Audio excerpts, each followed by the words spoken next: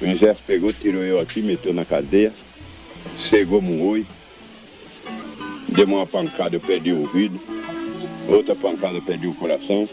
Essa infelicidade.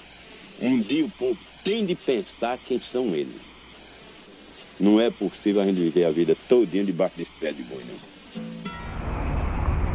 O prédio da Casa da Cultura de Pernambuco é um desses lugares onde a memória do golpe de 64 pode ser ainda hoje evocada. Na época, funcionava aqui a Casa de Detenção do Recife, que recebeu presos políticos que combatiam a ditadura militar instalada no país.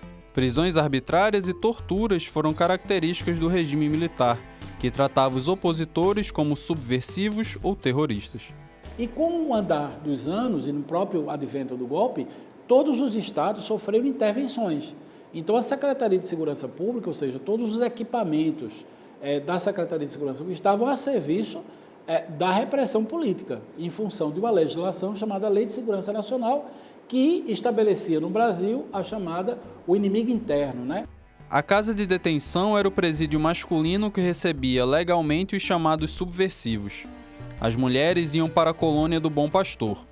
O Hospital Ulisses Pernambucano, no bairro da Tamarineira, também serviu como local de encarceramento, recebendo presos políticos rotulados como loucos. Havia ainda as celas do DOPS e do DOI-CODE, onde muitos ficavam clandestinos. É o que ocorria também na prisão de Itamaracá, para onde prisioneiros foram transferidos com o fechamento da casa de detenção em 1973. Na prática, todos esses equipamentos pertenciam a um sistema, o que eles chamavam de sistema de informação, e que nesse sistema de informação tinha todo um aparato repressivo. Então, é um sistema complexo, que nós podemos sintetizar no chamado SNI, Serviço Nacional de Informação. Tinha gente que era chamado, dava um depoimento e nada acontecia. Voltava para casa e vida que segue, está viva até hoje. Teve gente, como um jornalista Vladimir Herzog, que foi convocado, não era do Partido Comunista, não tinha militância clandestina, foi dar um depoimento e nunca voltou.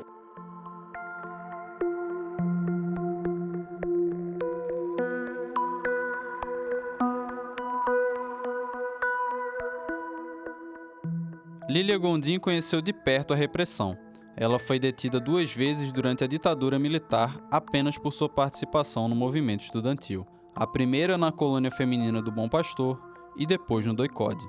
Na minha primeira prisão, aconteceu porque houve uma vinda de um magnata americano aí para o Brasil chamado Rockefeller. E Rockefeller foi tratado assim com honras de chefe de Estado pela ditadura, né? Em todos os estados houve manifestações estudantis contra. E na daqui, eu participei de um grupo de pichação de 5 pessoas que pichava no ônibus, ficava na parada do ônibus e pichava no ônibus. Fora Rockefeller era abaixo da ditadura. E falando nisso, o juiz disse que eu tinha entrado num processo de, como era? Agressão a uma nação amiga. Eu tenho vontade de rir quando eu digo isso hoje, né? Hoje, a maior parte desses lugares não são reconhecidos pela sua memória, sem placas ou indicações do que aconteceu com as pessoas, com os lugares. Preservar a memória dos períodos de repressão é um movimento incentivado internacionalmente como parte da chamada educação do nunca mais.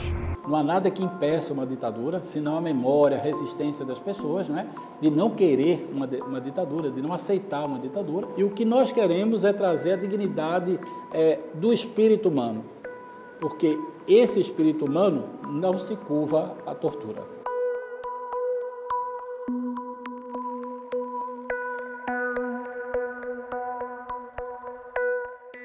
Mas não tem melhor do que um dia atrás do outro e uma noite no meio.